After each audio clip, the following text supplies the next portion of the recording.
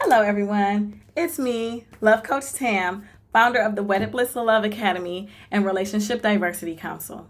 Speaking of relationship diversity, all relationship orientations and structures are valid, whether it's monogamous, non monogamous, cis het monogamy normative, or otherwise. All relationship types are valid. So I just wanted to start by saying that.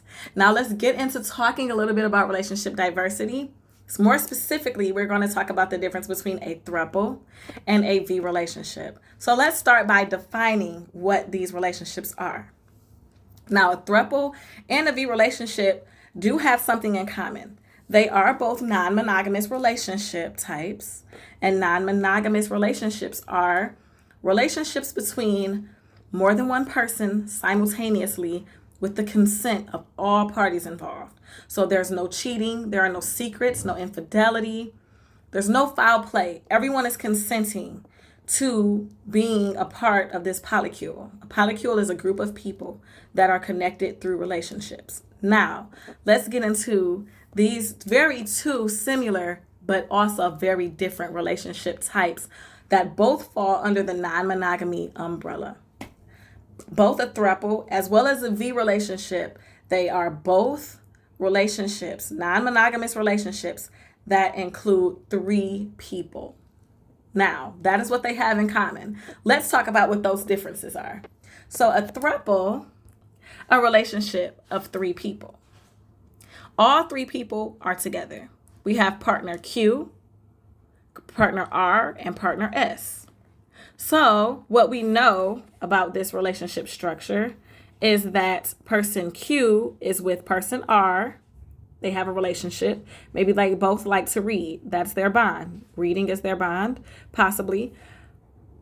Q and S have a relationship together. Maybe they like to go skiing together. Partner R and partner S have a relationship together.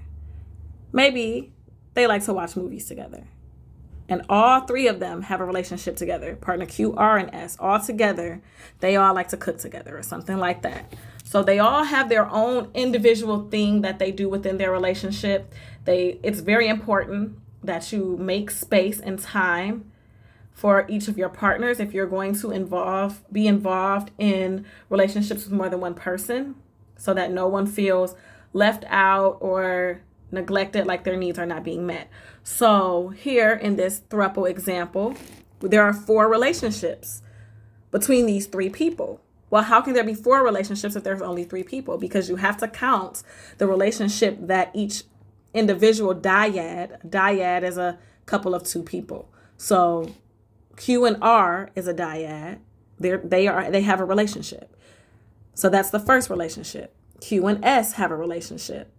That's the second one. R and S have a relationship, and that's the third one. And then QRS all together have a relationship. That is the fourth relationship. So the biggest thing to remember with a throuple is it is like a couple. The word is pretty similar to a couple. A couple is a dyad consisting of two people in a relationship. A throuple is a relationship between three people, and they are all romantically and or sexually involved with each other. It does not matter what the genders are. However, we can discuss the genders within this type of relationship structure really quickly. So within a throuple, you can have female, male, female, female, male, male, female, female, male, male, female, male. Those are the different gender variations of a relationship with three people. That could be for a throuple or a Vee relationship. However, they're all together. That is the main important thing to remember about throuples. It's a relationship of three people that are all together romantically and or sexually. Now, the other non-monogamous relationship type that consists of three people is called a Vee relationship. The biggest thing with this one is they are not all together like a throuple is. So we have a hinge. It's called a Vee relationship because the structure of the relationship is kind of like the letter V. So we have a hinge partner, which is partner R in this example. Partner R has a relationship with partner Q. We're going to say for this example that these two, Q and R, are legally married. They live in the same house together. So partners that live in the same house together is called nesting partners. Now, you may have heard that be referred to as domestic partnership before as well. Nesting partner, domestic partner, partners that live in the same home. You can't always assume that just because partners are domestic partners, they are legally married. And you can't always assume that legally married folks are also living in the same home. So for this example, we're going to say that they're married and they're also nesting partners. So Q and R, they're married. For this example, we're going to say it's a cis-het, marriage, where we're going to say Q is possibly the male, R is a female, they're married, they live in the same house. So I'm going to get a different color marker and draw that out. Q and R, it's a guy, Q is a guy, R is the lady, boop, boop, boop, hair, and they live in the same house together. So we're going to draw a little house. Okay. They're nesting partners. And then partner R also has a girlfriend. So we're going to throw a little sexuality in there too. So partner R is bisexual. We'll say she's bisexual. She has a girlfriend. So she has a relationship. Partner R has a relationship with her husband. She also has a relationship with her girlfriend. Her husband and her girlfriend don't have any romantic or sexual involvement with each other. That's why this is not a throuple, because all three of them are not together. So, like in the throuple example, we're going to use the same people. We're going to say Q is a guy, R is a lady, S is a lady. Okay. And they're all together. Here, only R and Q are together and R and S are together. But Q and S are not involved with each other. They do have knowledge of each other, which is why this is consensual non-monogamy. So they know of each other. All right. So with the example that I showed on the chalkboard, breaking it down with gender, this would be a Vee relationship, because this female is the hinge and she's with a male. She's also with a female. The letter placement does matter for sure, because if we put FMF, then that means that there's a man that has a female partner and another female partner. That means the husband would have another girlfriend, and that's not the case in this example. So that's why the letter placement matters with the F and M's when you're talking about non-monogamous relationship structure, because it says a lot. There are a lot of labels and acronyms and things like that in polyamory and non-monogamy, and it's very necessary because you can tell a person a lot of information about your relationship or your desired relationship type with these terms. So I've never experienced being in a throuple before. However, I have experienced a Vee relationship as the hinge. So I've never been in a relationship with a couple, or I've never had anyone, like a single person, join me and a couple, as a couple. That's just not something that I'm interested in. I've never been interested in anything like that. And so I don't have any lived experience as a throuple. However, as a Vee relationship, I have experienced something like that before, where as a woman, I'm the hinge, and then there was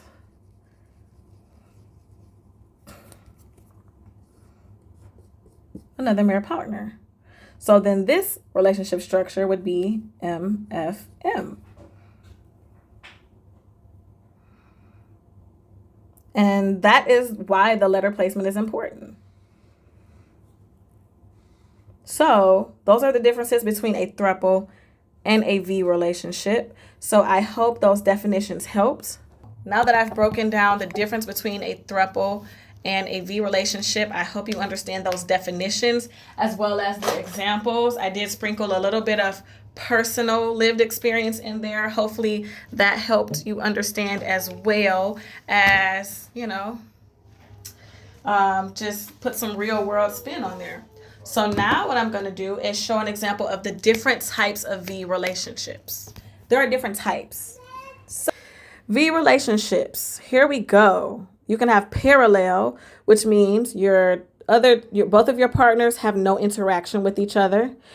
Garden party, which means they have no interaction with each other on a regular basis, but they do come together for your birthday party, for example, every year, and maybe a holiday Christmas party or something.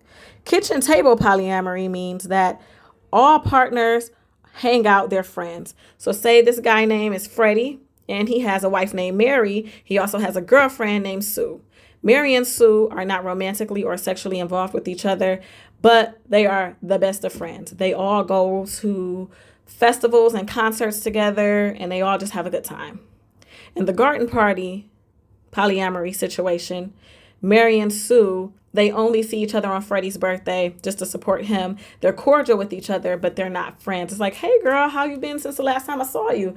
Oh, that was a cute tie that you got him for his birthday. All right, see you next year at the next birthday party. And they go about their business. And then with parallel polyamory, zero interaction at all. So say this is Mary, that's Freddie, and that's John. Freddie and John, they know that each other exists. John knows that Mary has a husband.